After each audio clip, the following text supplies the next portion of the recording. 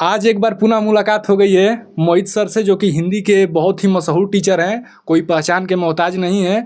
और आज हम सर से मिल करके हिंदी से जुड़े हुए कई सारे प्रश्नों को सर के सामने रखेंगे।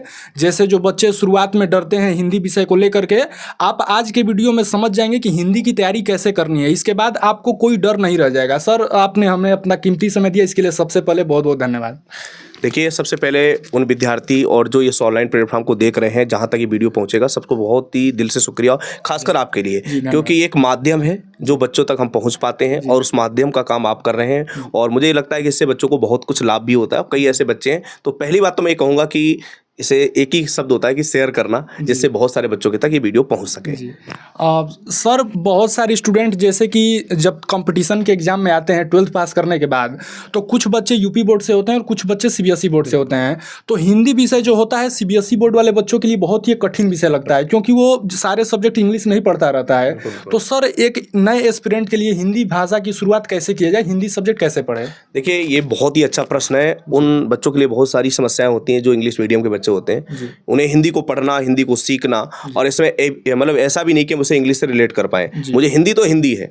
मुझे ये लगता है सबसे पहले उसे बेसिक चीज़ों को जानना चाहिए। जैसे हमारा वर्णमाला से पहले का था, क्योंकि हम डायरेक्टली वर्णमाला को शुरू कर देते हैं, तो वहाँ पर कई ऐसे विषय होते हैं जिसको वर्णमाला में हमें समझने में थोड़ी समस्याएं होती हैं। मुझे इससे पहले क्या करना, उसके जो मौखिक ज्ञान होता है, मौलिक ज्ञान होता है, जैसे वर्ड कैसे बनता है, वर्ड को विस्तार करेंगे, स्वर क्या था, ये व्यंजन क्या था, धीरे धीरे उसको पहले अपने रंग में रंगे।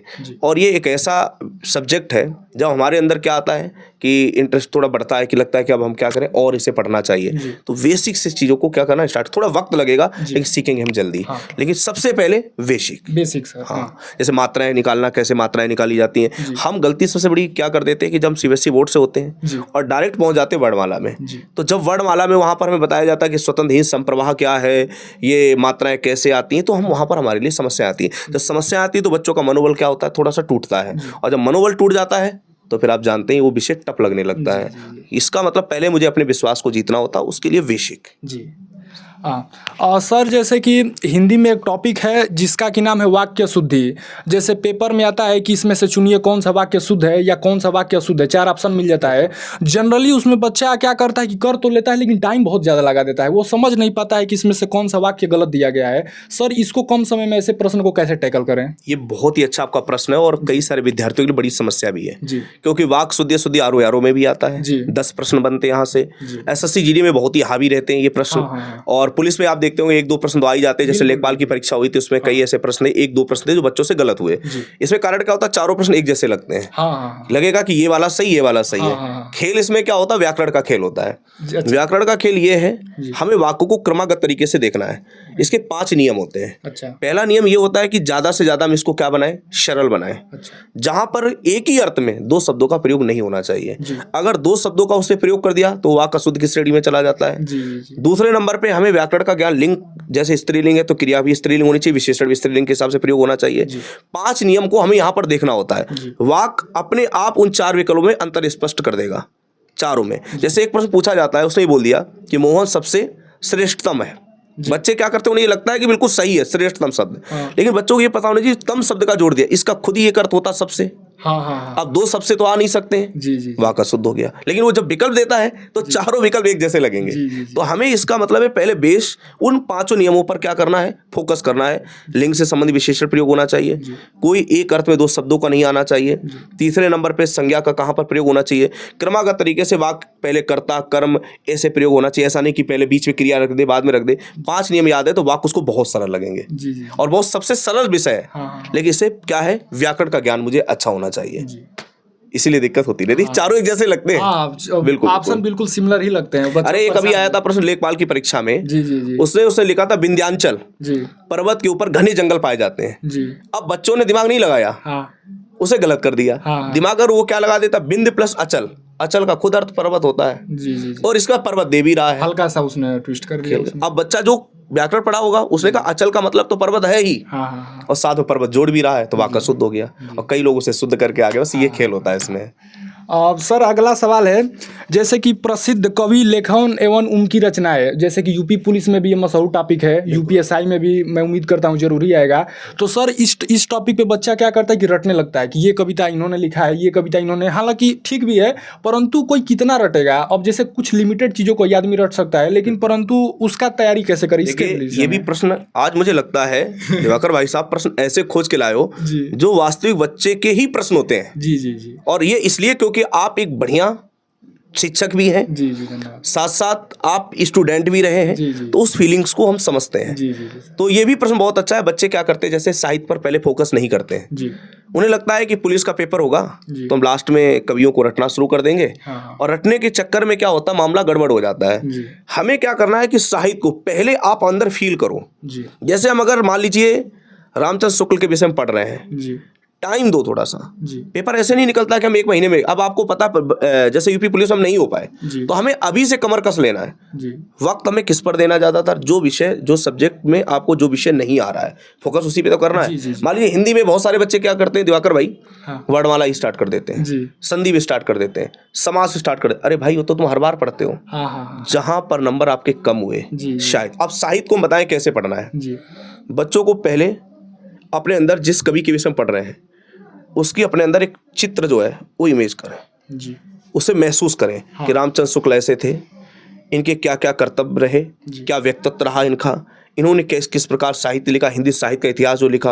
ये 1929 में गए शब्द सागर की भूमिका निभाने, फिर वहाँ पर इन्होंने हिंदी साहित्य का इतिहास लिखा, उसको 4 कालखंडों में विभाजित किया। जब उसे फीलिंग महसूस करेंगे, विषय को अंदर क्या करें, उसके चित्र को अपने दिमाग में सजोएंगे, 101% का साहित्य मजबूत हो जाएगा। अगर रटने के अगर उसे रटना शुरू कर देंगे तो मुझे लगता है कि अगर वो परीक्षा में पंक्ति फंस गई, परीक्षा में रचना फंस गई तो तुम्हारे लिए बल्ले बल्ले, नहीं तो फिर आप जानते हो आपके लिए समस्या उत्पन्न हो जाएगी। और दूसरी चीज, हिंदी में मान लीजिए उत्तर प्रदेश पुलिस 37 प्रश्न आते हैं। 37 में क्या होता है कि 34-33 मुझे लगता है जो बच्चा सफल होगा वो सब कर ले जाएंगे, क्योंकि 34 असफल की बात मैं नहीं कर रहा हूँ, असफल वाला तो 20 भी सही कर सकता, 5 भी सही करता, सफल की बात कर रहे हैं जो 1-2 नंबर उससे रह रहे हैं। हमें उन प्रश्नों को, अब जब हमारे पास वक्त है, हम उन्हें टारगेट करें जिसमें हमारा स्कोर बढ़ नहीं रहा, हम जहां पर गलत कर रहे हैं। तो अभी सबसे पहले साहित्य स्टार्ट करना चाहिए। बढ़िया समय, 1 महीने साहित्य में समय दे दो, ये आपके लिए क्या हो जाएगा, मजबूत हो जाएगा और बढ़िया प्रश्न कर पाओगे जाके। तो इसके लिए करना चाहिए। मोहित सर, ज्ञानपीठ पुरस्कार और व्यास सम्मान, ये दोनों ऐसे टॉपिक है जो कि एग्जामों में आते रहते हैं। 100%। सर इसके बारे में बताइए कि इसको कैसे सीखा जाए, क्योंकि इसमें डेट सारे भी कई सारे होते हैं। इसमें क्या है, ये जो विषय आपने पूछा, चाहे साहित्य अकादमी पुरस्कार हो, चाहे सलाहकार सम्मान हो, चाहे ज्ञानपीठ पुरस्कार हो, चाहे भारत भारती हो, चाहे राजस्थान जो मूर्ति देवी, बहुत सारे पुरस्कार हैं। अब हम क्या करना है, पहली बात सबसे पहले ये दिमाग लगाओ कि इसमें महत्वपूर्ण क्या है। महत्वपूर्ण तो सभी है, कोई इसमें ऐसा पुरस्कार नहीं जो महत्वपूर्ण नहीं है। हमें एक तरीके से क्रम पकड़ना है। जैसे मान लो हमने क्या किया, हिंदी के हम ज्ञानपीठ पुरस्कार को याद कर रहे हैं, सबसे पहले पहुंचते 68, 68 के बाद हिंदी में जैसे जाएंगे 72 पे आ जाएंगे, हमने जोड़ा 4, हम 72 पर आ गए। 72 के बाद हम और आगे बढ़ेंगे, हम सीधे सीधे कहाँ पर आएंगे, 82 पर। कितना हम जोड़ रहे हैं, तो अब यहाँ पे हमें क्रम बनाना है। 68 में हम सुमित्रानंदन पंत को देने जाते हैं चिदम्बरा पर, फिर हम आते उर्वशी पर रामधारी सिंह दिनकर को, फिर हम 82 में सीधे चले आते हैं किसके पास, महादेवी वर्मा यामा पर। ये क्रम आपको क्या करना पड़ेगा, फिर उसमें सीक्वेंस लिखो। पहले क्या था 68, फिर हमने 4 जोड़ा 72, फिर 72 में 82 जोड़ने के लिए हम 10 पर जा रहे हैं। ये दिमाग में सेट करो कैसे वर्ष निकालते हैं। कभी भी आपका जो ये समय पूछता है कभी गलत नहीं होगा, और उसके आधार पर क्या है, एक तरफ ज्ञानपीठ पुरस्कार याद होते चले जाएंगे।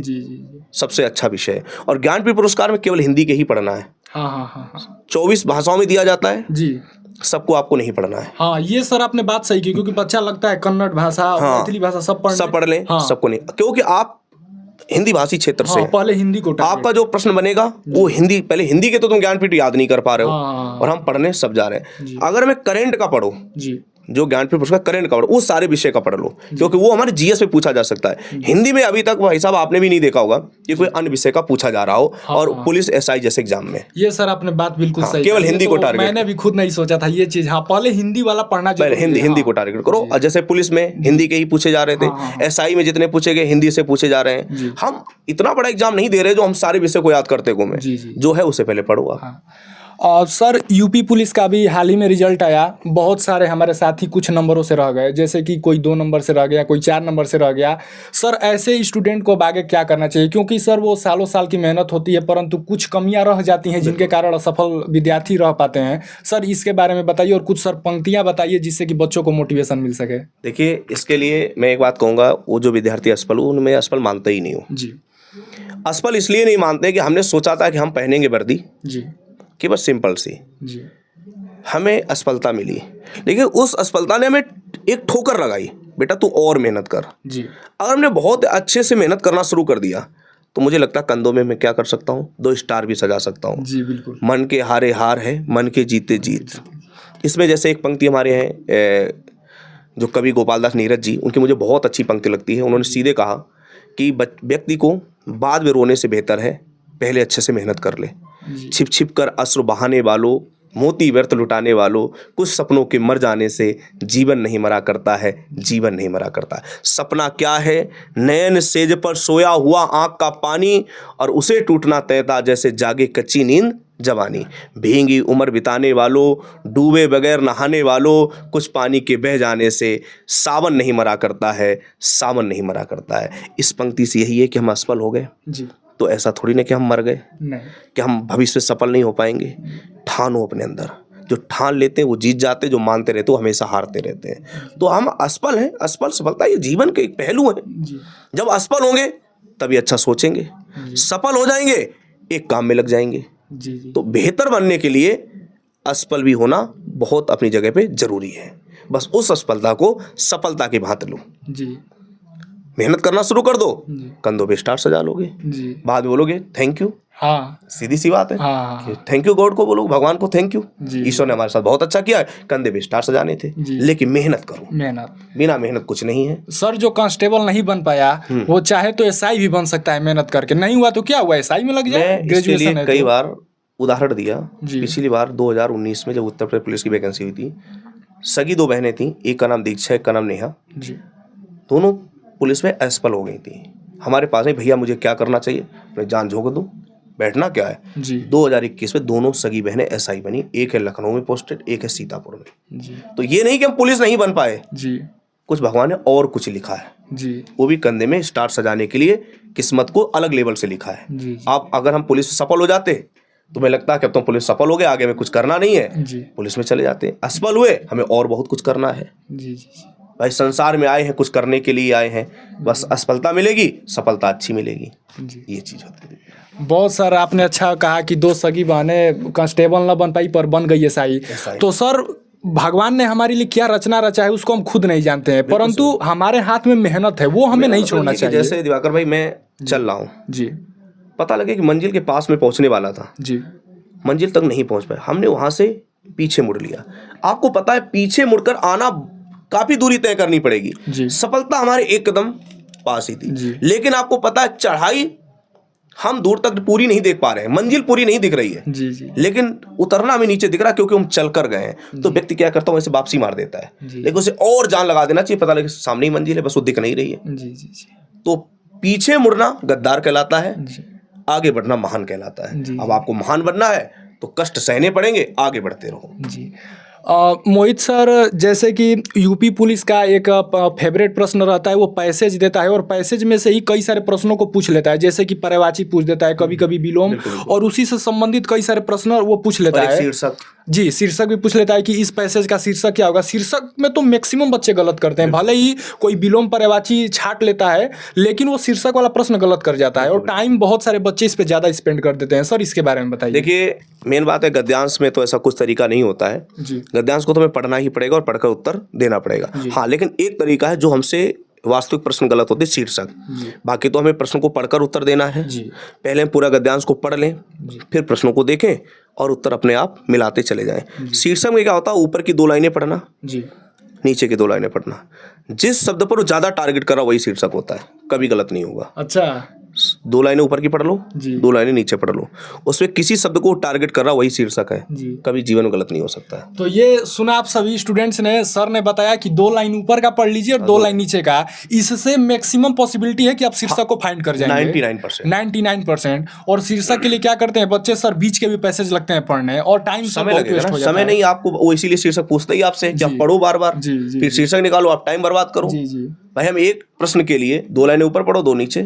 आयोग इतना मूर्ख तो नहीं है, वो आपको ये भी तो देखना है कि समय के आधार पे ही तो चलेगा, उसके आधार पे शीर्षक निकालो, आप समय भी बचाओ, प्रश्न भी सही करो। सर अगला प्रश्न है कि जैसे कि स्त्रीलिंग और पुल्लिंग वाले भी कई सारे प्रश्न आते हैं कंपटीशन एग्जामों में, तो सर स्त्रीलिंग और पुल्लिंग को पहचानने का एक सटीक तरीका बता दीजिए। इसके लिए जैसे स्त्रीलिंग पुल्लिंग है जी, पहले क्या करना है, जितने नियम के आधार पे आते हो तो तुम्हें पढ़ने ही पड़ेंगे, नियम जितने पढ़ाए जाते हैं, लेकिन कुछ शब्द ऐसे होते हैं कि हमें लगता है कि नियम के आधार पे नहीं कर पा रहे हैं, तो उसके लिए क्या है, हमें शब्द से पहले एक अच्छा लगा कर देख लो, या मेरा लगा के देख लो, या अपना लगा के देख लो, उस सटीक उसके साथ लगेगा जाके। सब जैसे कोई एक एग्जांपल मैं बता, जैसे दही जी, अब दही उसने पूछ दिया कि शब्द पुल्लिंग है स्त्रीलिंग है, दही से आगे लगाओ, अच्छी दही नहीं बोलते, हम बोलते अच्छा दही, ये शब्द पुल्लिंग हो गया। जैसे पानी है, हमने कह दिया क्या है पानी, अच्छा पानी, ये पुल्लिंग है। अगर जैसे संतान शब्द आ गया जी, अच्छा संतान नहीं बोलते, अच्छी संतान, अच्छा स्त्रीलिंग शब्द हो गया। सवारी, मेरी सवारी, स्त्री, मेरा सवारी नहीं बोलते, मेरी सवारी स्त्रीलिंग। कोई जैसे छिपकली, अच्छा छिपकली नहीं बोलते हैं, ये बहुत अच्छी छिपकली है, ये स्त्रीलिंग बन गया। सबसे अच्छा तरीका है अच्छा अच्छी लगा के उस प्रश्न को सही कर सकते हो जी।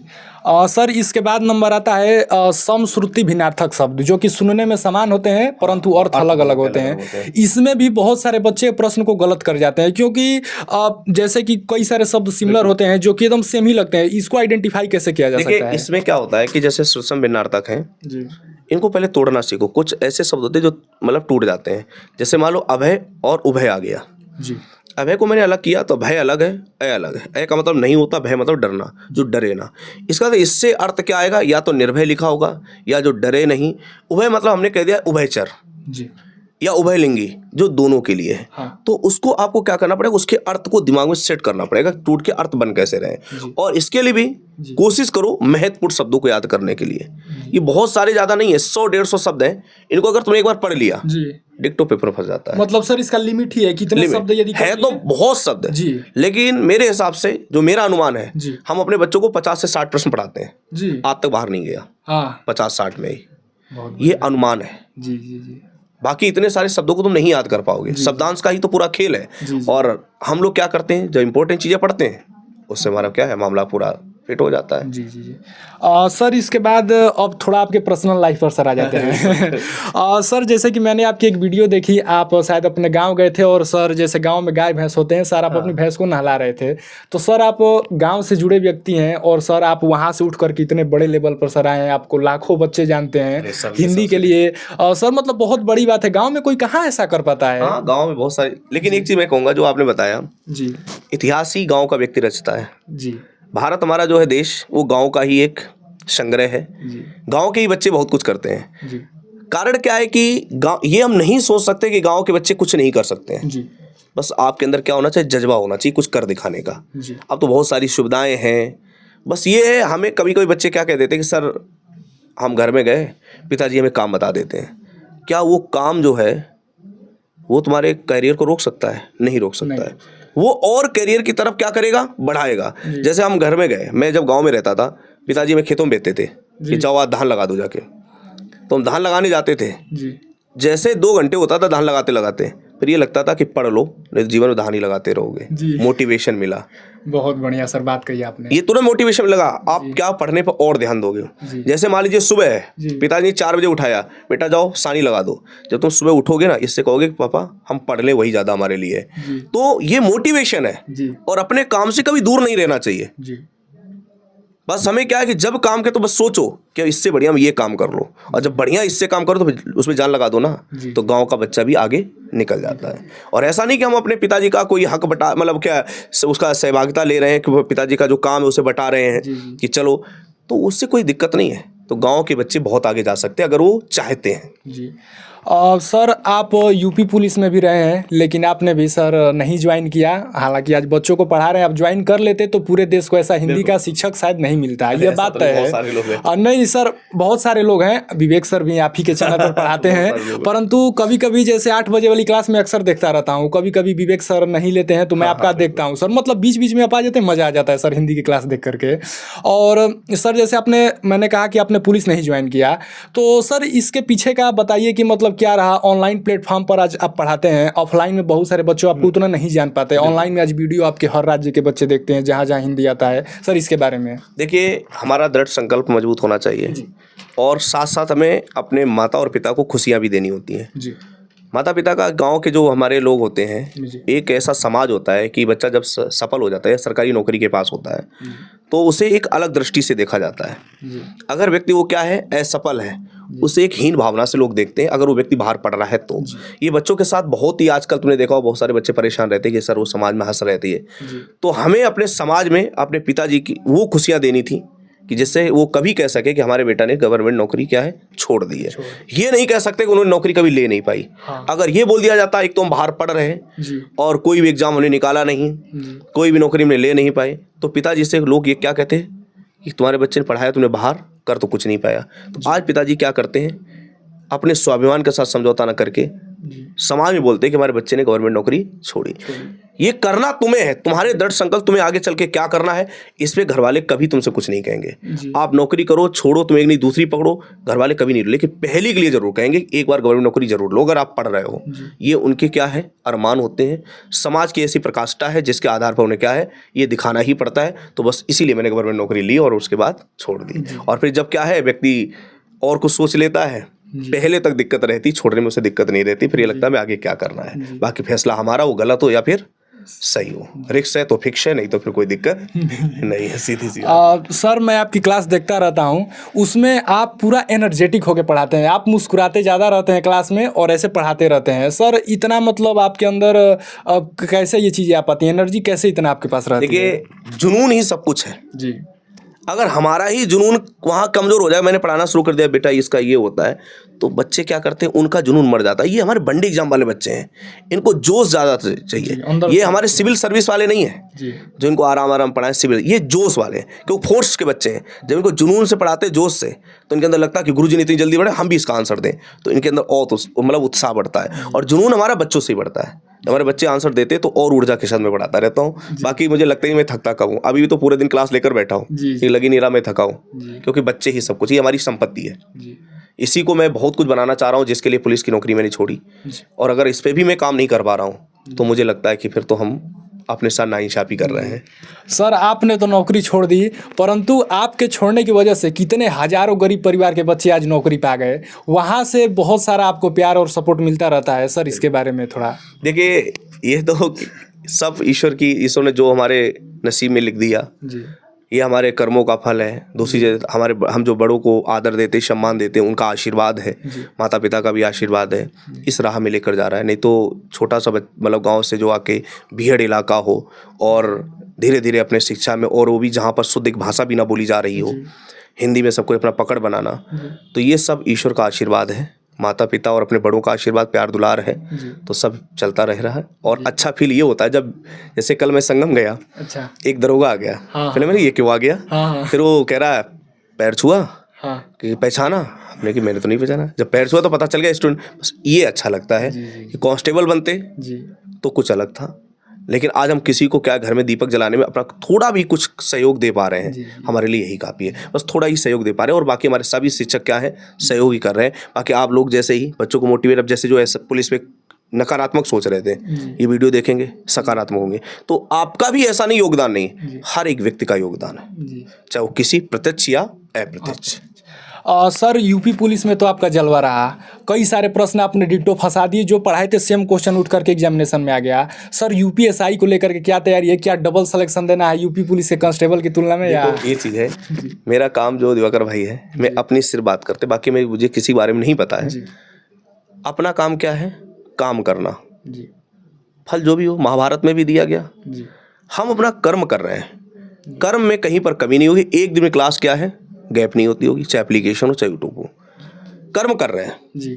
फल की चेष्टा मैं कर ही नहीं रहा हूँ। बाकी तो श्री कृष्ण कह के उपदेश ही महाभारत में दिया गया, कर्म करते रहो, फल की चेष्टा नहीं करना। और जब कर्म में क्या है, ताकत है, तो हल तो मिलना ही मिलना है। तो मुझे लग रहा है रिजल्ट SI में भी अच्छा खासा रहेगा और मज़ा भी आता पढ़ने में, पढ़ाने में, दोनों चीज़ें। सर कई सारे शॉर्ट्स यूट्यूब पर वायरल हैं आपको लेकर के, जिसमें मोहिनी भाभी का जिक्र किया जाता है। मैं क्षमा चाहूँगा, आप हमारे गुरु हैं, परंतु ये प्रश्न कर रहा हूँ सर, इसमें क्या सच्चाई है, इसका जरा आप खुलासा हमारे चैनल के माध्यम से करिए। देखिए मोहिनी क्या है जी, आपने पूछ ही लिया। मैं तो सोच रहा इस प्रश्न में हमेशा बचता रहता हूँ जी। ये थोड़ा सा मुझे अच्छा नाम लगता है जी। बाकी क्या है अब मैं ऑनलाइन के माध्यम से बताना नहीं चाह रहे, बस ये है कुछ ना कुछ इसमें जरूर, लेकिन ये काल्पनिक मान लो या वास्तविक मान लो जी। लेकिन ये बच्चों को जब मैं ऑफलाइन भी पढ़ाता हूँ, क्लास में जैसे गया जी, सर मोहिनी वाले सर आ गए, मैं समझ नहीं पाता हूँ मेरा नाम मोहित है कि मोहिनी है। सर नाम भी अच्छा लग रहा है आपका, मोहित, और मैम का मोहिनी। तो ये ऐसा है ना, जैसे मैं प्रश्न पढ़ाता हूँ जी, तो बच्चों के अंदर ये लगता है कि देखिए शिक्षा दो तरीके की होती है जी। या तो बच्चों को ऐसे पढ़ाओ अपने अंदर क्या बोरियस महसूस करते हैं जी। हम उन्हें हंसाने के लिए कुछ ऐसे शब्द लेकर आते हैं, कहीं प्रेम भरे कहीं दुख भरे, तो उसमें मोहिनी शब्द को टारगेट करते हैं, तो बच्चे के अंदर और अच्छा लगता है और हाँ कि सर ये वाला बताना, सर ये वाला बताना, उससे वो धीरे धीरे पूरी व्याकरण सीख जाते हैं। इसलिए इन शब्दों का प्रयोग करते हैं, बाकी ऐसा कुछ नहीं है। बाकी माफ करना पता लगे हमारे घर वाले देखेंगे ये लड़के ने तो और कुछ ही कर लिया। सर जैसा कि मेरे चैनल का नाम है दिवाकर सर ऑफिशियल, और मैंने भी सर गवर्नमेंट जॉब छोड़ा हुआ है, भाभा एटॉमिक रिसर्च सेंटर में मेरा सिलेक्शन हुआ था, जो कि सेंट्रल गवर्नमेंट की जॉब है। मैंने प्री मेंस के बाद इंटरव्यू के लिए मैं वहीं पे स्किप कर दिया, क्योंकि मुझे भी सर आप लोगों की तरह बनना है। मैं भी चाहता हूं कि मेरी वजह से कुछ बच्चों की हेल्प हो जाए। हालांकि ईश्वर की कृपा से मेरे पास है उतना कि मैं अपना दैनिक जीवन जी सकूं, बहुत प्रेशर है नहीं, तो मैं भी चाहता हूं कि बच्चों के बीच जाऊं, बच्चों कुछ मेरी वजह से सीख पाए, तो मुझे बहुत खुशी महसूस होगी सर। देखिए ये तो मैंने देखा, आपका एक बार वीडियो में देख रहा था जो आप एक अनाउंस कर रहे थे कि मैं इस चैनल में कभी भी बच्चों से फीस नहीं लूंगा। ऐसा नहीं, मैं आपका वीडियो ना देखता हूँ, मैं देखता हूँ। और जो आप मेहनत कर रहे हैं, जो आप संघर्ष कर रहे हैं, कोई भी चीज़ है वो 0 से स्टार्ट होती है, 100 से स्टार्ट नहीं होती है। 0 से आपने मेहनत करना शुरू किया, और आप जो सोचते हो कि मैंने नौकरी क्या है गवर्नमेंट इसलिए छोड़ दी, क्योंकि आपने इसलिए, क्योंकि आप दो प्रकार के समाज में, एक तो साधु बन के लोग समाज में क्या करते हैं, हम साधु नहीं हैं पर लोगों के सादगी जीवन से उभार जरूर रहे हैं, तो उसमें आप भी अपना सहयोग कर रहे हैं। बच्चों को अप्रत्यक्ष प्रत्यक्ष कल कुछ ना कुछ ऐसे प्रश्न बताएंगे जिससे बच्चों को लाभ मिलेगा। मुझे लगता है इससे बड़ा कोई परोपकार नहीं हो सकता है। बाकी बच्चों के घर में कई ऐसे लाखों गरीब हैं जिनके घर में दीपक जलाने में अपनी भी सहभागिता ले रहे हैं, तो ये सबसे बड़ी बात है। और इस चैनल को सब्सक्राइब कर लें, क्योंकि धीरे धीरे चीज़ें क्या बढ़ती हैं, एकदम तो कोई चीज़ बढ़ती नहीं है। बहुत बहुत धन्यवाद सर। सर आखिरी प्रश्न, जैसा कि सर हम गलत चीज़ों के बारे में थोड़ा टोका टाकी ज़्यादा करते रहते हैं। अभी मैं किसी का नाम नहीं लूँगा, क्योंकि मैं किसी का नाम लूँ ये मुझे शोभा भी नहीं देता है, क्योंकि अपना भी खुद का रुतबा है सर। तो एक टीचर थे, उनका PDF टेलीग्राम चैनल पर उनका अपलोड था। मैंने उनसे एक रिक्वेस्ट भाव से कहा कि सर जो आपने PDF दिया है उसमें कई सारी त्रुटियां हैं, इसका सुधार होना चाहिए। परंतु वो सर का रिप्लाई आता है कि 2-3 प्रश्न गलत हैं और तुम उसको लेकर के पूरा वीडियो बना दिए भाई। तो सर मतलब क्या कंपटीशन एग्जाम की तैयारियों में 2-3 प्रश्न की कोई वैल्यू नहीं होती है क्या? मैं तो देखता हूं तो बच्चे 0.25 से छट जाते हैं, क्योंकि मैं तो सेलेक्टेड हूं। अब जो सेलेक्टेड नहीं है वो इस चीज़ को क्या जानेगा सर इसके बारे में? मैं इसलिए है कि अगर आपने किसी शिक्षक का मतलब जो इंगित किया है, मैं किसी भी शिक्षक के विषय में नहीं बोलना चाहता हूँ, लेकिन शिक्षक का एक परम कर्तव्य है कि कोई भी हम नोट्स हो या कोई भी हम PDF देना चाह रहे हैं तो एक बार हमें भी उसे जाँच लेना चाहिए। कई बार ऐसा होता है कि जैसे यूपी पुलिस में अभी आंसर की आई, आंसर की के अनुसार कई ऐसे प्रश्न हैं जिसमें आंसर किसी को मान लिया गया, बाद में संशोधित आंसर की आई, उसमें आंसर को बदला गया। हम लोग क्या करते हैं, पहले जो आंसर सही थे उसके आधार पर PDF प्रोवाइड करा देते हैं, बच्चा उसके आधार पर क्या कर लेता, पढ़ लेता है। बाद में क्या होता है कि ये तो हम लोगों को देखना चाहिए ना कि संशोधित आंसर की में उसे क्या माना गया। बाई चांस अगले किसी भी एग्जाम में वो बच्चा बैठा वही प्रश्न पूछ लिया गया और उससे वो गलत हो गया, तो मुझे लगता है कि जीवन में वो और उसका परिवार कभी माफ नहीं कर पाएगा। और कोशिश ये करिए कि मानते हैं कि कई अध्यापकों का बिजी शेड्यूल होता है, नहीं टाइम मिलता है, तो हमें PDF देने की भी कोई आवश्यकता नहीं है। जब हमारे पास टाइम नहीं है तो हम मतलब सही ना दे पा रहे हैं तो वैसे देने से नहीं दूं, या फिर हम उसे क्या करें, आपके पास समय नहीं है, कोई अपना व्यक्ति कंटेंट राइटर हो उसके माध्यम से जांच करवा लो, तो जिससे बच्चों के साथ नाइंसाफी ना हो। फिर बाद में हम लोग तो यही कर देंगे सॉरी वो गलती हो गई, लेकिन उसके लिए सॉरी वो हमेशा के लिए क्या हो गया, एक पॉइंटों से कई ऐसे विद्यार्थी असफल हो जाते हैं, तो उसका तो भविष्य पूरा क्या हो गया, क्योंकि वो दिन आने के लिए उसे कितना और समय लगाना पड़ेगा। हो सकता है वो समय उस समय उसके साथ ना हो जो इस समय उसके साथ था, तो उसका तो भविष्य क्या हो जाता है। तो इसके मतलब एक बार उसे वेरीफाई करें, उसे देखें, इसके बाद पीडीएफ प्रोवाइड करें। जिस भी अध्यापक, मुझे तो इस बारे में जानकारी नहीं, आपने ही बताया तो मुझे पता, इस बारे में बता रहा हूँ। सर एक मैंने कल एक यूट्यूबर है, वो भी उनके हमको लग रहा है कि 10-12 हज़ार सब्सक्राइबर भी हैं, परंतु वो लड़का क्या कर रहा था कि बच्चों को पीडीएफ प्रोवाइड करा रहा था। उसने बोला था कि मैं ये कंटेंट दे रहा हूँ, तो वो मतलब 299 रुपये का दे रहा था पीडीएफ। और पीडीएफ के नाम पे उसने क्या किया था, जैसे कि आपका कोचिंग इंस्टीट्यूट हो गया एग्जामपुर, वहाँ ऐप के जितने सारे क्वेश्चन थे उसमें से वो क्वेश्चन को कॉपी कर करके पीडीएफ में डाला हुआ था। और भी ऐसे कई अन्य प्लेटफॉर्म है जहाँ से उसने क्वेश्चन उठाया और पूरा का पूरा पीडीएफ में छाप दिया था। तो हमने उनसे कहा कि भाई कितना हराम की खाओगे, थोड़ी मेहनत भी कर लिया करो, क्वेश्चन खुद से बनाओ। कह रहे कि भाई क्वेश्चन हम कहाँ से लाएं, कहाँ से लाओ, तो पीडीएफ दो ही मत, कहाँ से क्या लाना है, थोड़ा अपना भी तो सर खुद का कंसेप्ट होना चाहिए। तो एक लड़के ने मुझे कहा कि सर हमने उनका बैच खरीदा था और 299 रुपया पे भी कर दिया हूँ, लेकिन पेमेंट के नाम पे मुझे कोई कंटेंट ही नहीं मिला है। मैं सर उससे भिड़ गया। मैं कहा कि देखो अभी 5 मिलियन वाले भी हमसे खफा हैं, चाह रहे हो कि तुम्हारा भी अगला नंबर आ जाए तो पैसा बेटा वापस कर दो। और मैंने उसका पैसा वापस भी कराया, बहुत अच्छा लगा सर। देखिए, मैं तो उन बच्चों से भी कहूँगा जो देख लिया 249 रुपये पीडीएफ ले लें, आप भी तो जागरूक हैं जी। सबसे पहली बात, पीडीएफ ही अगर आपको लेना है तो इतना कंटेंट तो टेलीग्राम में, कई टेलीग्राम में फ्री मिल जाता है। बिल्कुल बिल्कुल। अगर हम पीडीएफ से पढ़ाई होने लगे जी। तो मुझे लगता है फिर तो सब संस्थान क्या है, बंद होने जानी चाहिए। जब आप खुद जागरूक हो, पीडीएफ से बेहतर आप मार्केट से किताब लेकर आओ। मेरा हिसाब, आप खुद कंटेंट तैयार करो। बहुत सारी बुकें मिल जाती हैं, आप लड़ो उनसे बुकों से, पीडीएफ से बेहतर। क्योंकि हम पीडीएफ बाहर कितनी तुम पीडीएफ से पढ़ लोगे, बहुत सारे टेलीग्राम में पीडीएफ फ्री मिल जाती हैं। हम लोगों को टेलीग्राम में पीडीएफ, तमाम पीडीएफ प्रोवाइड कराते रहते हैं। तो पीडीएफ से मुझे लगता पढ़ाई ना तो पीडीएफ निकलवाने जाते होंगे, फोन से आप पढ़ रहे हो, कितना पढ़ पाते होंगे, इससे बढ़िया बुक ले लो, आप उस पर रेखा। तो ये 249 250 क्यों आसपास, जो जिसके विषय में आपको पता है कि हम उस नहीं जानते हैं, तो फिर आप ऐसा भरोसा करोगे तो आपके साथ धोखा ही होगा। 249-50 रुपये किसी का कोर्स ले लो, ज़्यादा अगर आपको थ्योरी पढ़नी है, वहाँ बहुत सारी पीडीएफ मिल जाएंगी। कोई बुक ले आओ मार्केट, उससे लड़ो ना बुकों से। तो ये तो आपने, मैं तो शुक्रिया कहूँगा, बहुत बहुत दिल से धन्यवाद कि आपने पैसा वापस करा दिया, एक बड़ी बात है। और होना भी चाहिए ऐसे, जब जागरूक होंगे तो ये जो दुनिया की स्कैम हो रहा है, ये चीज़ें क्या हो जाएंगी, खत्म हो जाएंगी। सर जाते जाते हमारे चैनल के माध्यम से आप बच्चों को कुछ उपदेश देना चाहें, कुछ मोटिवेशन देना चाहें तो सर। देखिए, इस चैनल के माध्यम से मैं यही कहना चाह रहा हूँ, जीवन बहुत बड़ा है और जीवन में हमेशा मेहनत करते रहना है। कहते हैं कि जो टेंशन करता है उसको मरते देखा होगा, जो मेहनत करता है उसको मरते देखा नहीं होगा, क्योंकि मेहनत करने वालों के कभी टेंशन आती ही नहीं है। तो बहुत बहुत शुक्रिया, और बढ़िया चैनल है ये। आप भी जान रहे हो कि सिर्फ ऐसी चीज़ें, जैसे सर ने कहा कि मैं बच्चों का पैसा वापस करा दिया, मोटिवेशन चीज़ें हैं, तो आप जरूर इस चैनल से जुड़े हो, ज़्यादा से ज़्यादा शेयर करें। और अब तो मेरे पास इतना ही समय है। सर आपने हमें अपना कीमती समय दिया, इसके लिए धन्यवाद। सर मैं एक छात्र हूँ और मैं अपने जीवन में इससे बड़ा ताकत कोई नहीं समझता हूँ, क्योंकि कहा भी जाता है कि बंदूक का मारा हुआ व्यक्ति बच जाएगा, परंतु कलम का मारा हुआ व्यक्ति कभी नहीं बचता। तो सर एक छोटा सा उपहार आप इसको स्वीकार करें। देखिए, छोटा सा उपहार नहीं है, पेन एक, चाहे स्टूडेंट हो चाहे टीचर हो, उसके जीवन में कामयाबी का सबसे बड़ा कलम ही होता है। इससे बड़ा कोई उपहार नहीं हो सकता। बहुत बहुत